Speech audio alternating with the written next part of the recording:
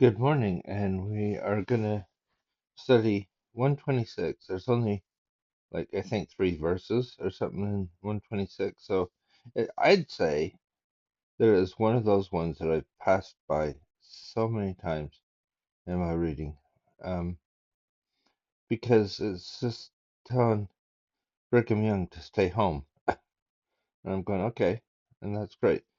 But I think today I wanted to concentrate on the whole of 126 by looking at Brigham Young and what he's been doing. After returning from a mission to England, one of the many missions he served, Brigham Young served another important calling from the Lord. He was asked to take special care of his family, who had suffered in his absence. As you study this section, consider why the Lord sometimes requires sacrifice in our service. What can you do to take care of your family? I think it's something that we always have to take in mind when we're taking on callings.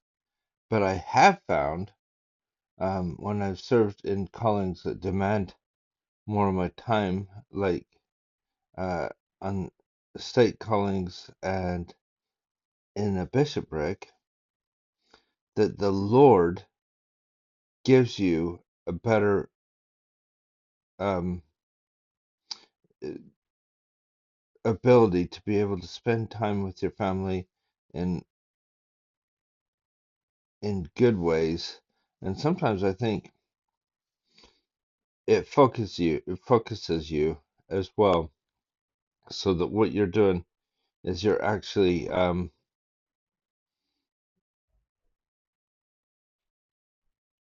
using the time with your family more wisely than when you're not in those callings. So I'm not, and I think you'd probably find that with general authorities as well that travel a lot, that they spend more time with their family in meaningful ways.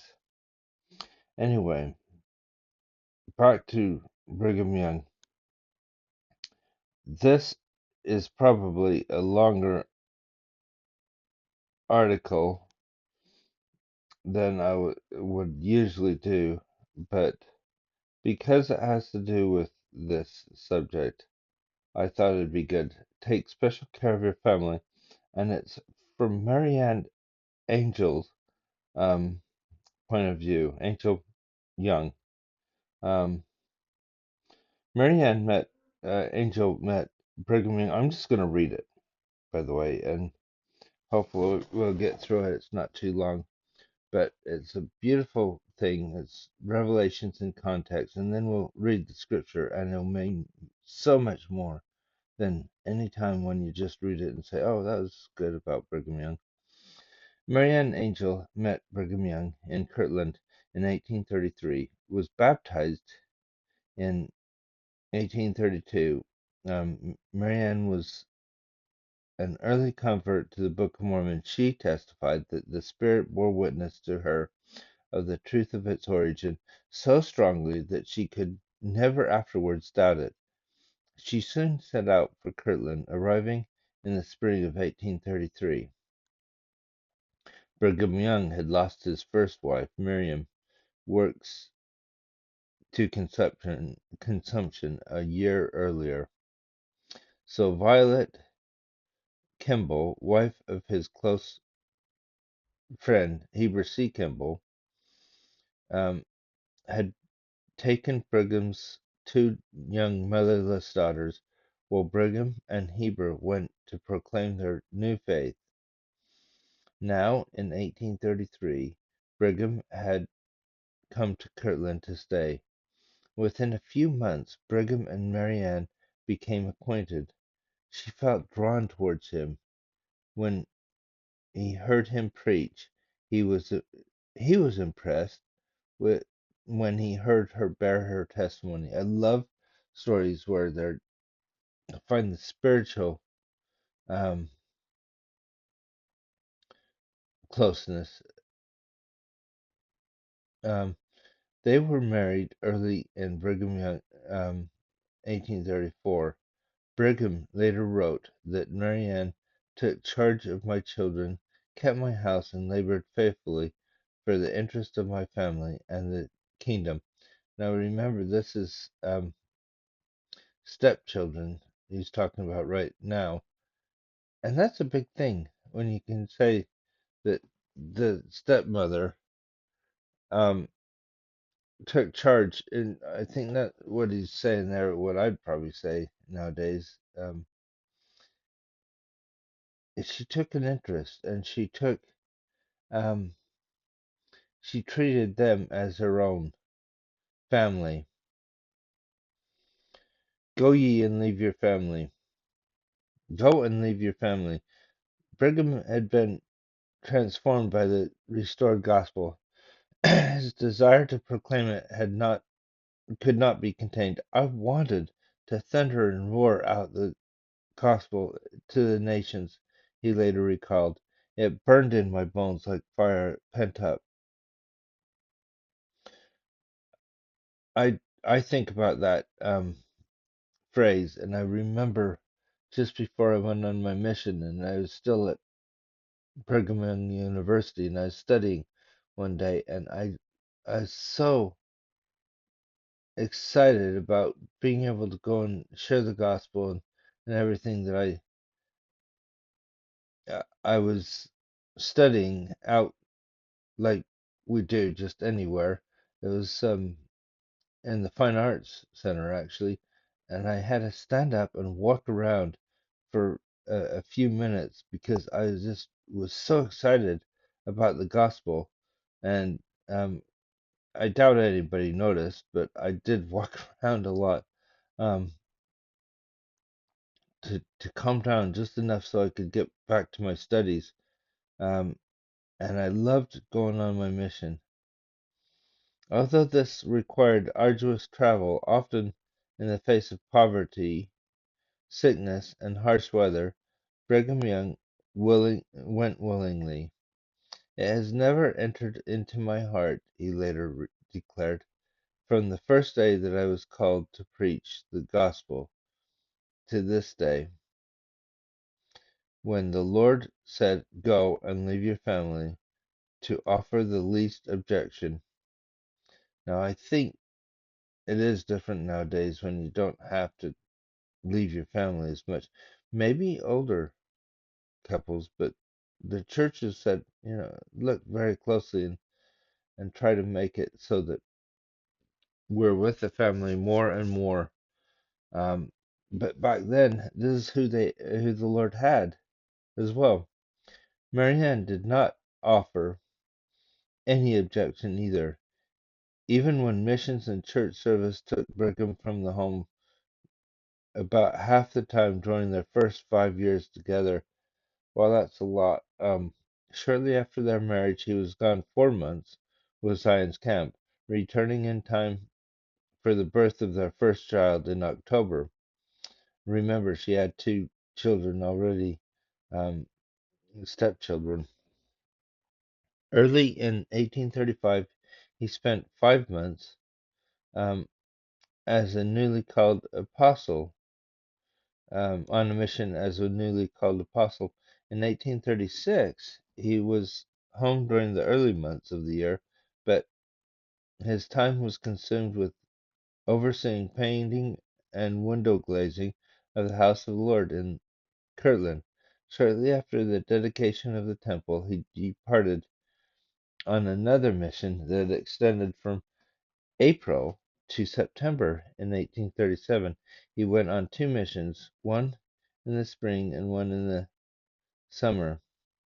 These separations meant heavy work for Marianne, likely out in the fields as well as in the house. In addition to caring for their growing family, Brigham's daughters, Elizabeth and Violet, from his first marriage, a son Joseph, born in 1834, and twins Marianne and Brigham Jr. in 1836. Brigham's letters to his family expressed his love and his awareness of their struggles. Mary, I remember you always in my prayers, he wrote from Massachusetts in March 1837. I can view my family with the eye of the mind, and desire to be with them, and soon as duty permit. In July he expressed his hope that when he returned in the fall he would finally be able to pay for his house and make improvements on it, so that I can feel contented about my family when I leave them. He asked Marianne to get some lumber or timber, or some, if you have a chance to buy anything for the building. When Brigham returned that fall, however, he found Kirtland in turmoil, rent with dissension,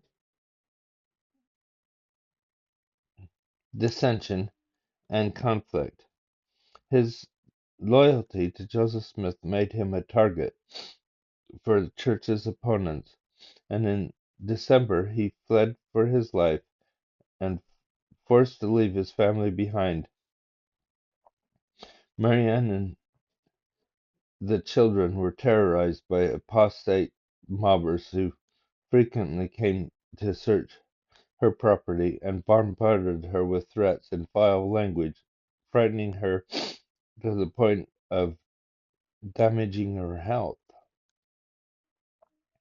When Marianne finally joined Brigham in Far West, Missouri, in the spring of 1838, he was shocked at her condition.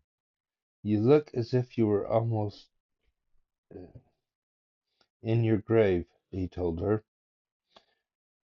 Two revelations. Shortly after Young's families arrived, Joseph Smith received an unpublished revelation instructing Brigham that he was not to leave his family again until they are supplied, amply provided for. But the revelation to the Quorum of the Twelve in 1838, now in Doctrine and Covenants 118, indicated how short that respite would be. In 9 months the 12 were to depart on a mission to Great Britain and leave from Far West on April 26, 1839. These 9 months proved anything but restful. The saints in Missouri were driven from their homes. Once again, Brigham Young was in danger as one of the most wanted church leaders. You think about it, Brigham Young is now, I think at this point, is the leader of the um, Quorum of the 12 because of the dissension of um, other members of the Quorum of the 12, and so he's now the leading apostle. He probably should have been in prison with Joseph Smith, except he wasn't. He wasn't. He helped the saints. He was the one leader that helped organize the saints to leave to go to Nauvoo or to Illinois, and was probably instrumental in making sure that there's a place in commerce to go to. And not just he wasn't the only one, or else it would have said. But the Young family fled together, but they traveled short distances, then waited while Brigham Young went back to assist other destitute saints. Marianne recalled that by the time they reached the safety of on the other side of the Mississippi River in Illinois, she had kept house in 11 different places within 3 months. She was also pregnant. And a mission across the waters. I hope this isn't too long, but I'm really enjoying the reading, and I really enjoyed this um, other view of Brigham Young and how it was for them. As the saints began gathering again in the area of commerce, soon to be renamed Nauvoo, the Young family found living quarters across the Mississippi in Montrose, Iowa, where many saints had taken shelter in abandoned military barracks. Now, this across there in 2020, the um, census says that there was about 700 people, almost 800 people living there in Montrose. So it's a small place even today. Um, but remember, we read yesterday that on the other side of the Mississippi, I think just above Montrose would have been um, Zarahemla, which again is somewhere that was never really built up. And nobody really wanted to be on that side because it's only not very far from the border of um, the Missouri border, and you don't know that the mobs are not going to come across um, state boundaries if they can. In spite of their forced relocation and the press of building a new community, the 12 were determined to fulfill the commanded mission to Great Britain. On July 2nd, 1839, the 12 met with the First Presidency at the home of Brigham Young. The Presidency laid their hands upon the heads of several present, including Marianne Young, to bless them and their families before they left for other nations. The brethren were promised that they would return to the bosom of their families, that they would convert many as seals of their ministry. 2 months later, on September 1839, Brigham Young bade farewell to Marianne and again set on his mission to England. It would be hard to imagine less favorable circumstances for his departure. We were in the depths of poverty caused by being driven from Missouri, where they had left all. He recalled his wardrobe had not much ministerial appearance. His cap was made out of a pair of old pantaloons, um, and a small quilt with a comforter ran through it, served as his overcoat. Like many of the saints at the time, he was suffering from malaria and shaking with fever. His health was so bad that he recalled, I was unable to walk 20 rods without assistance. I was helped to the edge of the river in Mississippi and carried across. Nevertheless, I was determined to go to England or die trying. Brigham was not the only one suffering. Mary Ann had given birth only 10 days earlier. The family now consisted of 7 children, and they were all sick and unable to wait upon each other. Nevertheless, Mary Ann crossed the river from Iowa to Illinois so she could bid her husband the final farewell. As Brigham and equally sick, Heber C. Kimball pulled away.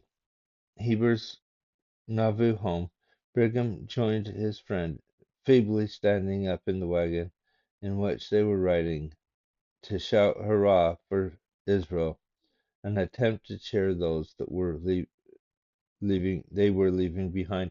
Now there's a longer thing, and probably I think there's even a video somewhere in the church archives that Heber C. Kimball gives us this, and how they stood up and did this and wanted them to be cheerful. Make ends meet at home. 2 months after Brigham's departure, the family ran out of food. Still suffering the effects of malaria, Marianne was forced to take action and relieve their hunger. On a cold, stormy November day, she wrapped herself and her baby, Alice, in tattered blankets and set off for in a small rowboat across the Mississippi River, if you can imagine. During the journey, the wind whipped the waves, soaked her and her baby. Upon reaching Nauvoo, she went to the home of a friend who recounted, "Sister Young, come into my house with your baby, Alice, in her arms, almost fainting with cold and hunger and dripping wet." Marianne refused her friend's offer to let her stay. "The children at home are hungry too," she insisted. Procuring a few potatoes and a little flour, Marianne wended her way back to the river bank, rowed home. Many times she crossed the river to obtain the barest necessities of life, sometimes in storms that would have frightened women of ordinary courage. Remember what I was saying yesterday about not realizing that although Missouri goes along the Mississippi, where Nauvoo is and where they are in um, this area, Montrose was it? And also the future Zarahemla area was actually in Ohio. And that's something I didn't know. That's something that all these years I haven't really thought about, but it kind of makes sense. My wife was saying, well, it makes sense because after they leave Nauvoo, they cross the river, and if it was Missouri on the other side, they would have just been getting into more trouble. But they crossed the river into Ohio and then went from there. Around this time, but look at it, it just dips down a little bit, and they're really close to Missouri still. Around this time, Marianne was forced out of her room at the old military barracks. She took up residence in a horse stable in Montrose and spent the winter eking out an meager living, um, sewing and washing for others. The following spring she was given a lot in Nauvoo, on which she planted a garden. Throughout the summer, Marianne paddled across the Mississippi River to care for her garden, then paddled back again at night after a day's work done. In addition to working in her garden, Marianne undertook to building a log cabin on the lot. In September 1840, a year after Brigham Young left on his mission, she moved her family into the new home in Nauvoo. Violet Kimball noted that the house could hardly be called a shelter, but at least it saved her constant trips across the river. Her nephew later recalled that it was simply the body of a house, with blankets hung over the doors and windows to keep the elements out.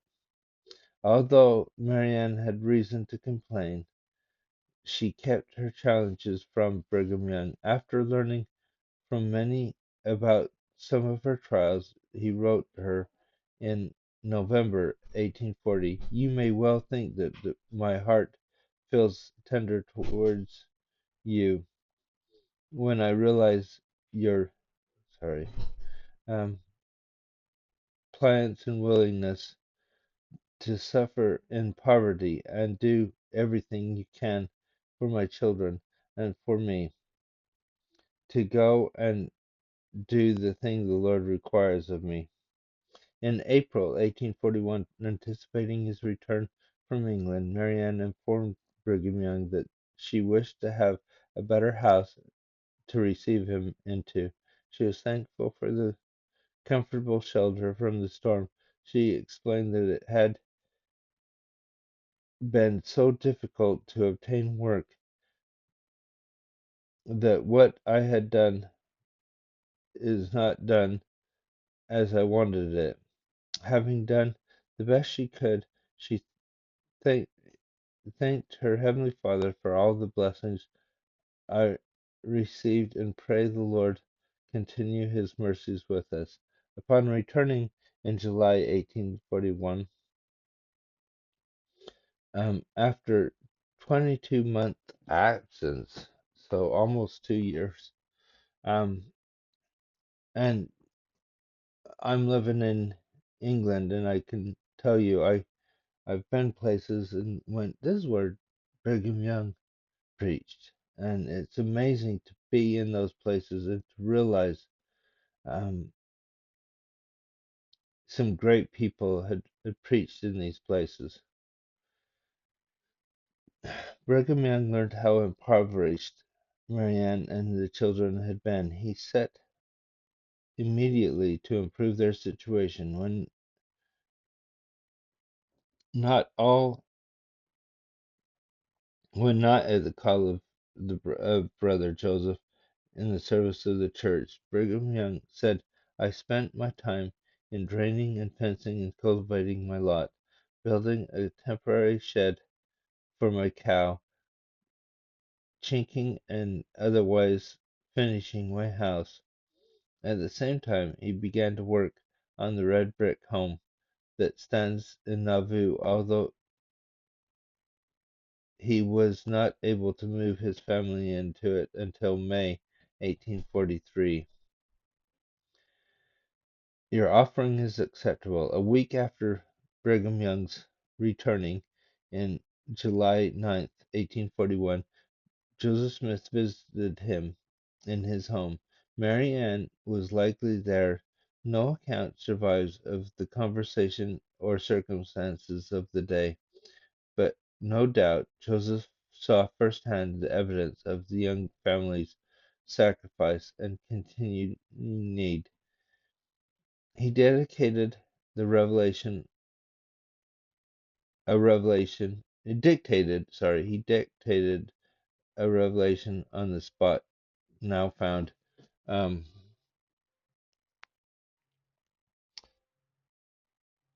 in what, Doctrine and Covenants 126. Dear and well beloved brother Brigham Young, it read, it is no more required at your hand to leave your family as in times past, for your offering is acceptable unto me. He was instructed, take special care of your family from this time henceforth and forever. Though the revelation was addressed to Brigham Young, it was an unmistakable affirmation of Marianne's sacrifice and faithful support. This evening I am with my wife, alone by my fireside, for the first time in time for years, Brigham Young recorded in his journal 6 months after returning from England, reflecting on the welcome relief of his presence at home, but to both of them. We enjoy it and feel the presence of the Lord. The revelation changed where Joseph served, but not how much. He was absent from home for only 3 short missions in the ensuing years, but his time was still dedicated to the Lord. Marianne continued to support him and make sacrifices for her faith, including accepting principle of plural marriage and welcoming new wives into the family. There were more hardships to come. In the midst of the saints, in the midst of the saints' forced exodus from Nauvoo, Marianne was said to be benevolent and hospitable in the extreme, administering generous advice and assistance to those in need. Throughout her life, she served family, friends, fellow saints, and helped build the kingdom of God. What a beautiful um, way of talking about the things that the sacrifices, especially from the point of view of Marianne. I think Brigham Young, I it's not going to be easy, but he went on and just did what he needed to do for the Lord, and she was the one that had to look after the family. And sometimes I feel like that in my own calling. Sometimes I feel like I just get to go on and do it, but it focuses me too. When I know that my wife is looking after our family, when I'm doing service for the Lord, and the same when she's doing something in her calling, I think it focuses us because we know that we want to be with our family, but we also know what the Lord wants us to do. Okay, revelation given through Joseph Smith, a prophet, in the house of Brigham Young at Nauvoo, Illinois, July 9th, 1841. Brigham had just returned to his family in Nauvoo from a nearly 2-year mission to England. Dear, well-beloved brother Brigham Young, verily thus saith the Lord unto you, my servant Brigham is no more required at your hand to leave your family as in times past, for your offering is acceptable unto me. I have seen your labor and toil in journeyings for my name. I therefore command you to send my word abroad and take especial care of your family from this time henceforth and forever. It's not the first time the Lord has had to tell someone, slow down a little bit. The most important thing is your family. But now that we've read this thing about Marianne, I think these 3 verses mean so much more than they ever have to me when I've read them before in the past. And I hope it has for you today. And we will um, pick up tomorrow talking about um, baptisms for the dead again.